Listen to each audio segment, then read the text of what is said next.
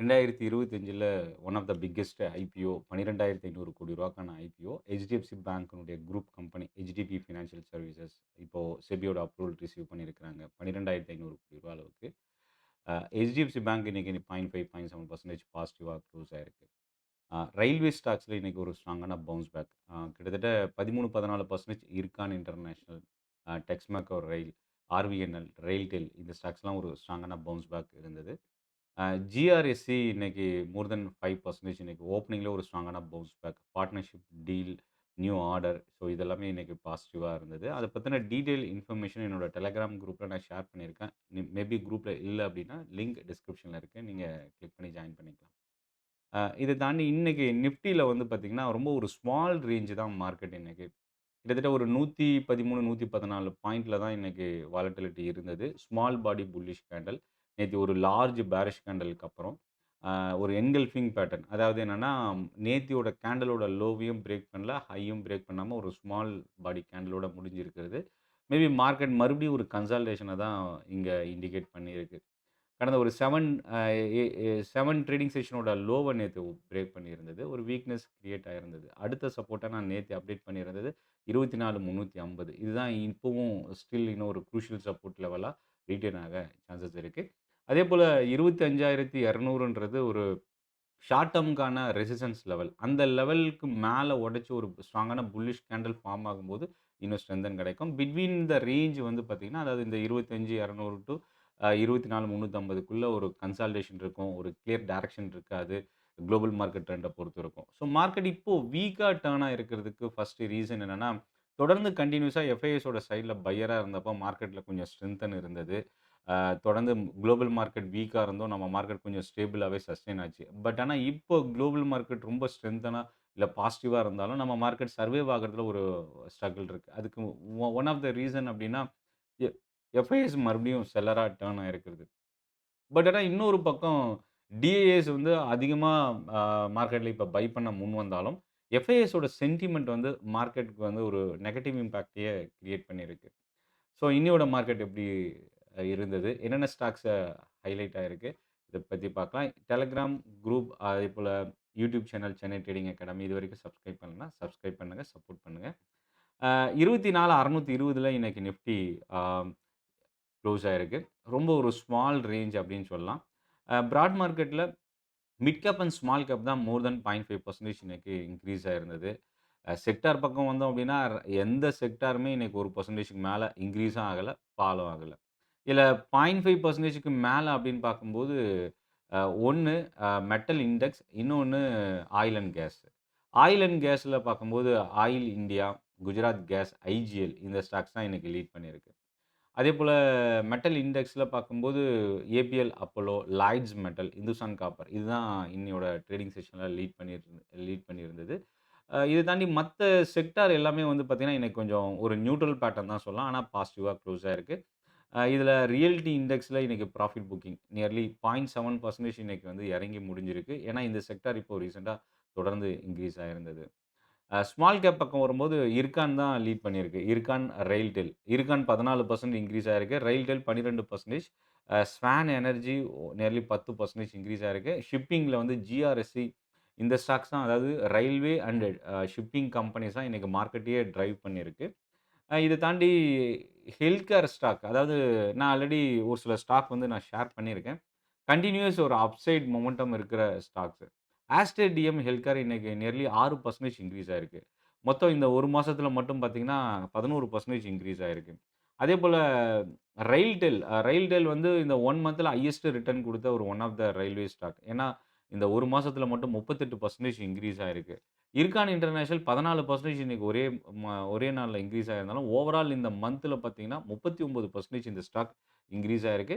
RVNL nearly 7% இன்னைக்கு increase ஆயிருக்கு. Overall மந்த்ல 21%.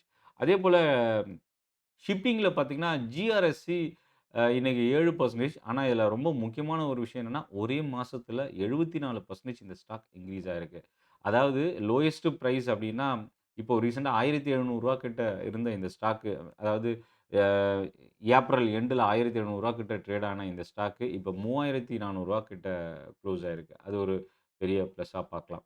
ஸோ இத தாண்டி இன்னைக்கு மார்க்கெட்ல வந்து பார்த்தீங்கன்னா, um mid cap and small cap. Mid cap பக்கம் வரும்போது ஆர்விஎன்எல் லீட் பண்ணியிருக்கு. ஏன்னா ஸ்மால் கேப்ல இந்த stocks uh Aster DM, CSE, Zen technology இந்த ஸ்டாக்ஸ்லாம் பவுன்ஸ் பேக் இருந்தது. இப்போ ரீசென்ட்டா இன்கிரீஸ் ஆன ஒரு சில ஸ்டாக்ஸ் இன்னைக்கு ஸ்மால் கேப்ல ப்ராஃபிட் புக்கிங் டர்ன் ஆயிருக்கு. கரூர் வைஸ்யா பேங்க், ஃபர்ஸ்ட் கிரை நேத்து இன்கிரீஸ் ஆயிருந்தது. அதேபோல மணப்புரம் ஃபைனான்ஸ் 2% கிட்ட இன்னைக்கு டவுன்ல முடிஞ்சிருக்கு. ஃபினான்ஸ் மினிஸ்ட்ரி ப்ரொபோசல் வந்து இந்த நகை கடனுக்கான பாலிசிய ரிவைஸ் பண்ணணும்னு ப்ரொபோசல் குடுத்தது. இன்கிரீஸ் ஆச்சு லாஸ்ட் வீக் வெள்ளிக்கிழமை. பட் முத்தூட் அண்ட் மணப்புரம் ஒரு ஸ்ட்ராங்கான பவுன்ஸ் பேக் வால்யூமோட இருந்தது. பட் நேத்தி கொஞ்சம் சைட்வேஸ் கன்சாலிடேஷன் இருந்தாலும், இன்னைக்கு அகைன் மணப்புரம் மோர் தென் 2% கிட்ட ஃபால் ஆயிருக்கு. ரியல்டி ஸ்டாக்ஸு ஸ்மால் கேப்ல இறங்கியிருக்கு. அடுத்தது மிட் கேப். மிட் கேப் பக்கம் வரும்போது ஆர்விஎன்எல் 7% இன்கிரீஸ் ஆயிருக்கு. பாலிசி பஜார் நியர்லி 6% நியர்லி பாசிட்டிவான ட்ரெண்ட். ஏபிஎல், அப்போலோ, ஜூபிலன்ட் ஃபுட் இந்த ஸ்டாக்ஸ்லாம் மிட் கேப்ல ரொம்ப ஒரு ஸ்ட்ராங்கான பவுன்ஸ் பேக். இதுல நான் ஒரு சில ஸ்டாக் நான் ஆல்ரெடி ஷேர் பண்ணியிருக்கேன். ஜூபிலன்ட் ஃபுட் பார்த்தீங்கன்னா, இன்னைக்கு ஒரே நாள்ல ஆ 4% கிட்ட இன்கிரீஸ் ஆயிருக்கு. ஆனா, தொடர்ந்து கன்டினியூஸா இறங்கிட்டு இருந்த இந்த ஸ்டாக் இப்ப தான் ரெக்கவரி டர்ன் ஆயிருக்கு. பிஐ இண்டஸ்ட்ரீஸ் வந்து பார்த்தீங்கன்னா, கம்பெனியோட கைடன்ஸ் டேட்டா இன்னைக்கு லைவ் மார்க்கெட்ல குடுத்தது. 4% வால்யூமோட இன்னைக்கு பவுன்ஸ் பேக் ஆயிருக்கு. இது எல்லாமே இன்னைக்கு நடந்த ஒரு பாசிட்டிவான நியூஸ். அடுத்தது பிளாக் டீல் ஆல்ரெடி நான் டெலகிராம் குரூப்ல ஷேர் பண்ண 4 கம்பெனி. இண்டிஜின் ஆக்சுவலா ரூ. 1400 கோடி ரூபாய்க்கான பிளாக் டீல் இன்னைக்கு ட்ரேட் ஆயிருக்கு. ஓப்பனிங்லயே இந்த ஸ்டாக் வந்து நியர்லி ஒரு கேப் டவுன் ஓப்பனிங் தான். குளோசிங்ல 4% கிட்ட டவுன்ல தான் இன்னைக்கு குளோஸ் ஆயிருக்கு. டாடா டெக்னாலஜிஸ் டாடா குரூப்ல இருந்த ஒரு முக்கியமான ஸ்டாக்.